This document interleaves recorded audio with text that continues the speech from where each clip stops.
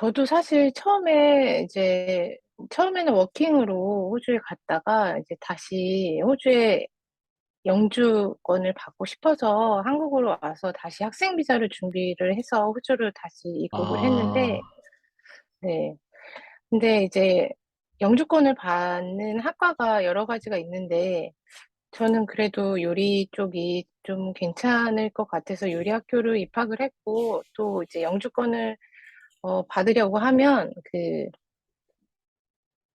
뭐라고 해야 되죠? 그 워킹 익스피리언스 그거가 맞아요. 필요해요. 네. 900시간이. 그래서 처음 이제 사실 그 900시간을 채우려고 시작했던 게 발단이 돼서 이제 나중에는 이제 네, 진짜 배운 게 도둑질이 됐어요. 그래서 그렇게 하다 보니까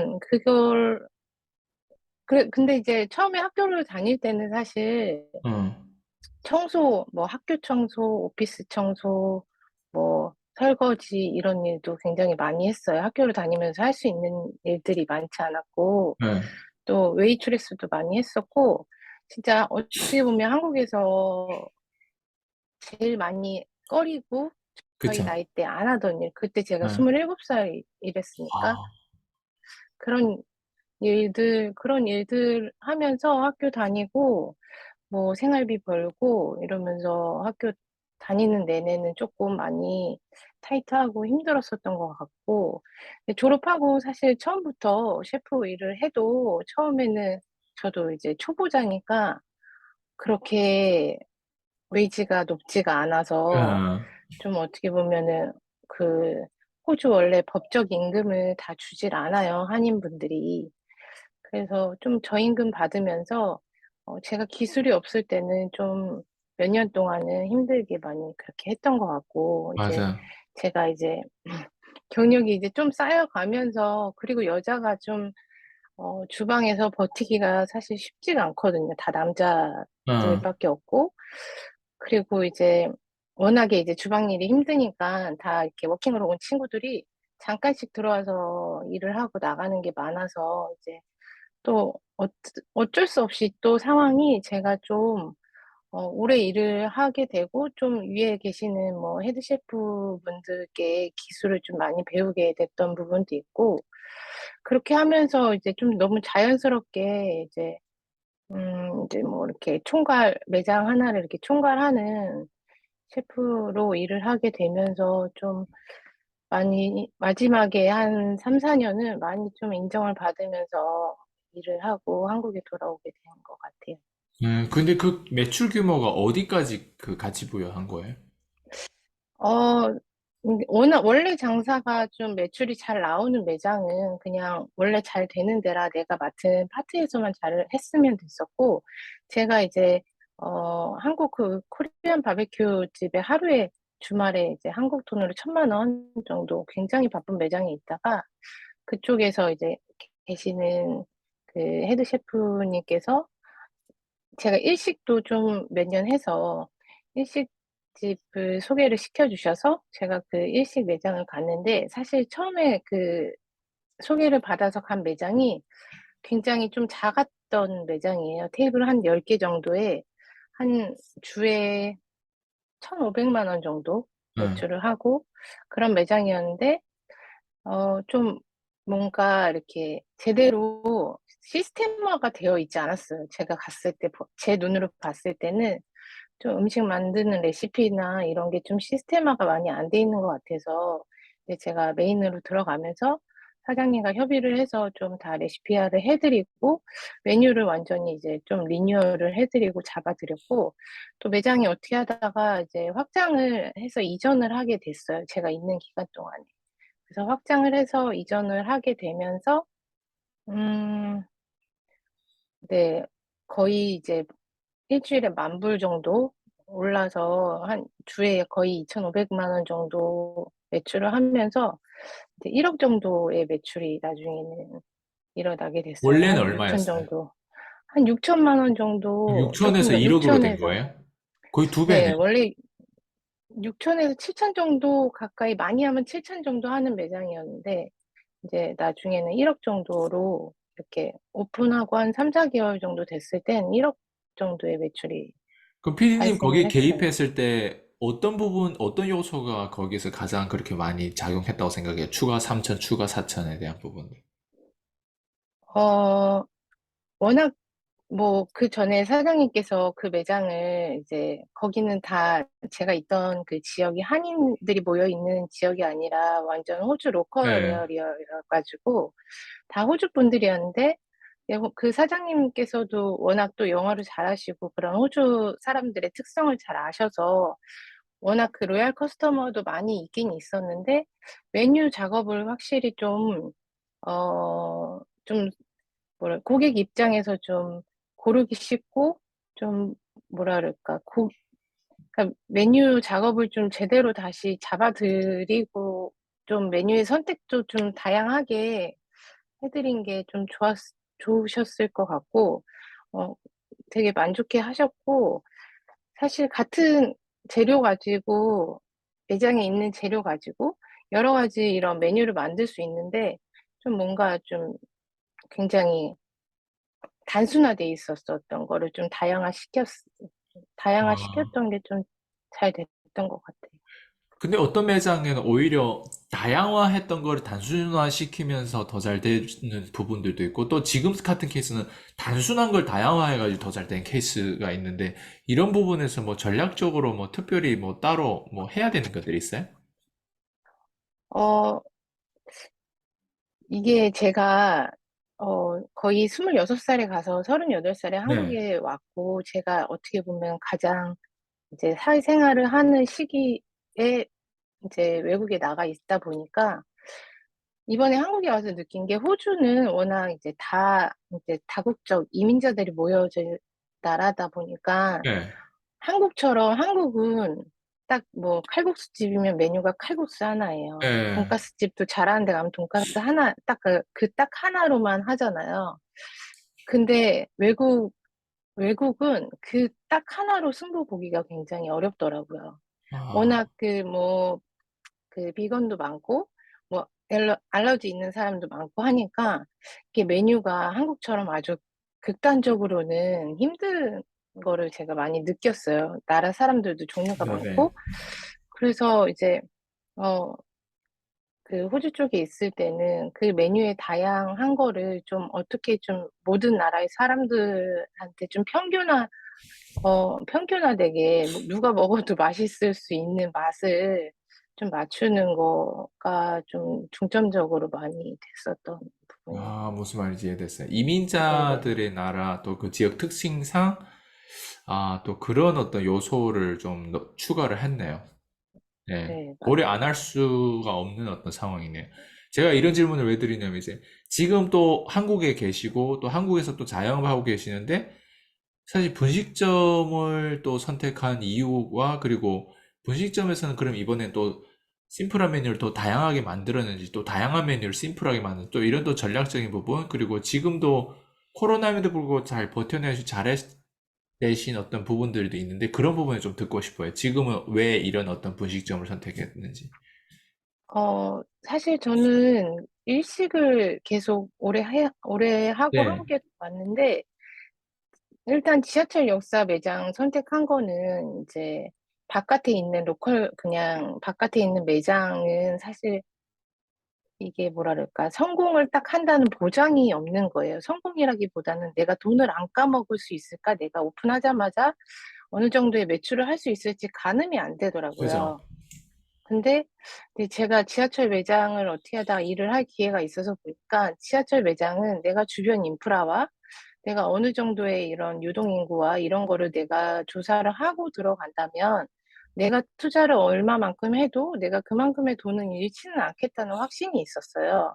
그래서 제가 여러 가지 역을 이제 계속 알아보다가 오이도 역을 공고가 나서 이제 봤는데, 손님들이 앉을 수 있는 자리도 있고, 가게 매장도 너무 크지 않고, 신랑이랑 둘이서 운영하기에는 괜찮겠다, 이렇게 싶어서, 선택을 한 부분이 있는데, 분식을 선택하게 된 거는 제가 선택한 건 아니고, 이게 무조건 업종이 딱 정해져 있어요. 이 자리에는 분식, 이 자리에는 아, 식음료, 이렇게 정해져 있어서, 어떻게 보면 그냥, 어, 뭐 어쩔 수 없이 이제 제가 분식을 선택해서 했는데, 사실 단가적인 부분으로 분식이 굉장히 어려워요. 그쵸? 예. 예, 지금 뭐 어묵꼬치 하나에 1,000원인데 지금 바깥에 있는 노점에서도 1,000원에 파는데도 아직도 이 꼬치 하나가 막 1,000원이 비싸다고 하시는 분들도 많아요. 그럼에도 불구하고 어쨌든 1,000원짜리, 3천, 뭐 1,000원짜리, 2,000원짜리 이런 메뉴로 하게 된 거는 또 지하철 약간 그- 이미지상 너무 예, 비싼 거를 팔기가 쉽지가 않거든요.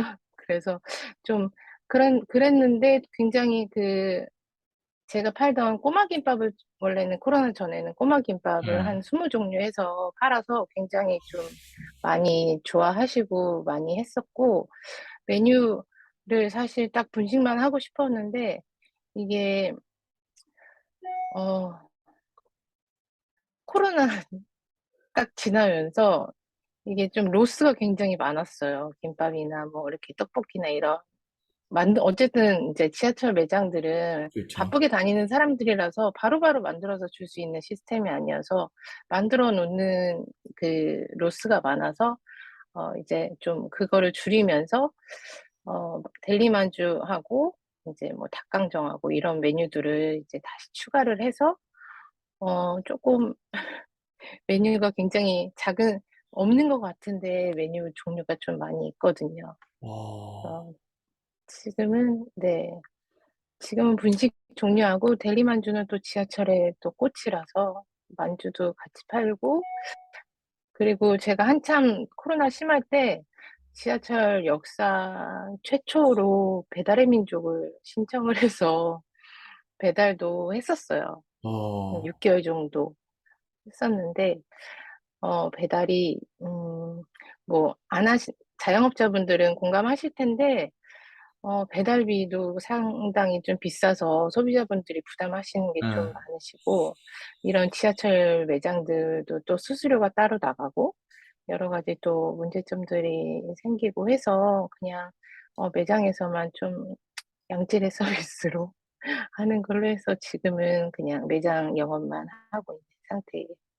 어, 지금 뭐, 제가 들어봤을 땐 그건 하나의 일을 내가 이렇게 했다라고 하는 부분들인데, 누구나 일을 그 정도는 하는데, 이제는 네. 돈이죠. 그러니까 순수익으로 따졌을 땐 내가 그래도 한 이 정도는 내가 남길 수 있는 어떤 노하우라든가, 그리고 나름 내가 이 자영업을 내가 한국에서 지금 총 몇 년 했죠? 지금 이제 4년 차예요. 4년 차죠. 그럼 4년 차 네. 안에 내가 실제로 뭔가 벌고 남기고 뭐 이런 부분들이 있어야 되는데, 좀 네. 예, 일반 직장인들은 나름 좀 피곤하고 그랬을 때, 아, 자영업이나 내가 해볼까 하는데, 자영업도 쉽지는 않겠지만, 적어도, 지금 약간 장단점이 있는 것 같아요. 그래서 돈에 대한 부분들 좀, 좀 민감하게 다뤄줬으면 좋겠어요. 그러니까 정확하게 내가, 이 업을 통해서 어디까지 벌어봤다, 이런 어떤 그 범위가 있어요.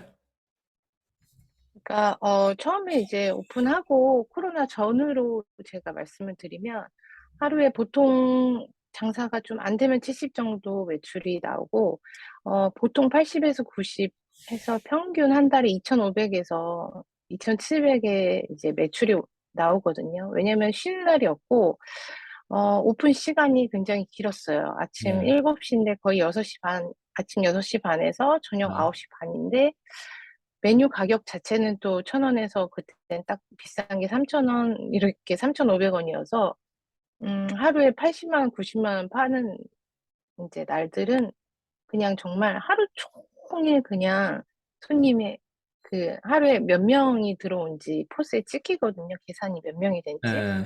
그러면 하루에 한 300명 정도, 300에서 330명이 와요. 그러니까 객단가가 그만큼 굉장히 낮은 거거든요. 오, 그래도 제가 코레일에 수수료를 지급을 하고, 그리고 뭐 재료값을 빼도 저희한테 나중에 세금적인 부분까지 빼도 저한테 그래도 한 35%에서 40% 정도가 남아서 어, 저희는 사실 부부 둘이서 월 순수익으로 1,200 정도 넘게 벌면서 네. 하는 게 나쁘지는 않았는데 네. 사실 근데 굉장히 굉장히 육체적으로는 저희가 그때가 38살이었음에도 그때도 굉장히 힘들긴 했어요. 어, 그래도 이제 돈은 둘이서 벌리니까, 했는데도. 네, 둘이서 했어요. 그래서 몸은 힘들지만, 뭐, 돈 버는 재미는 있었어요, 사실. 음. 좀, 항상 이렇게 현금이 이렇게 두둑하게 현금 지갑에 있었고. 아, 왜냐면 또 돈 쓸 시간이 없어요. 돈 쓸 맞아. 시간이 없으니까 정말 그냥 하루 종일 일하고 집에 와서 밥 먹고 자고 네. 일하고 그렇게 했던 것 같아요. 그러면 그건 코로나 전인데 이제 코로나 이후로 뭐가 변동성이 뭐 많이 닥치거나 뭐 그런 부분들이 있어요, 혹시? 근데 코로나가 딱 터진고 3월 달에 2020년 3월 달에 대구 신천지 이때가 굉장히 제일 심했을 네네. 때였는데 3월 달, 4월 달, 5월 달이 한 80% 정도 빠졌어요. 한 달에 500만 원 정도 팔았어요.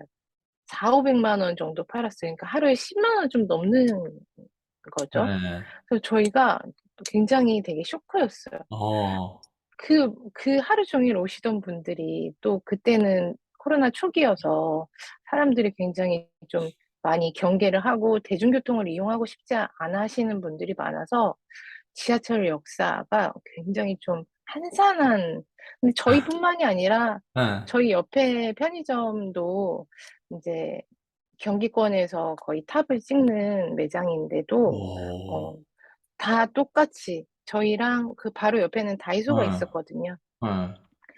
다 똑같아요. 그러니까 저희 매장이 잘 될 땐 저희 역사에 있는 매장이 사실 다 잘 된다고 맞아요. 보시면 되거든요. 다 같이 안 됐고, 다 같이 힘들었고. 그래도 공기업이다 보니까 좀, 수수료를 감면해준다던가, 이렇게 어, 다른 편의점 같은 데는 좀, 이렇게 또 조금 더 돈을 지원을 해준다던가, 그런 부분이 조금 있어서, 그래도 다른 밖에 있는 자영업자 분들보다는 조금 더 버틸 만한 그런 힘은 있었어요. 그러면 코로나 시기는 그렇게 완전 최악이었는데, 그럼에도 불구하고 망하지 않고 계속 버텼잖아요. 그래서 배달이라는 거를 찾아서 했고, 그리고, 음, 저희가 이거를, 자영업자분들이 잘 폐업을 못 하시고 어떻게든 빚을 내셔서 지금 되게 많이 네, 버티시잖아요.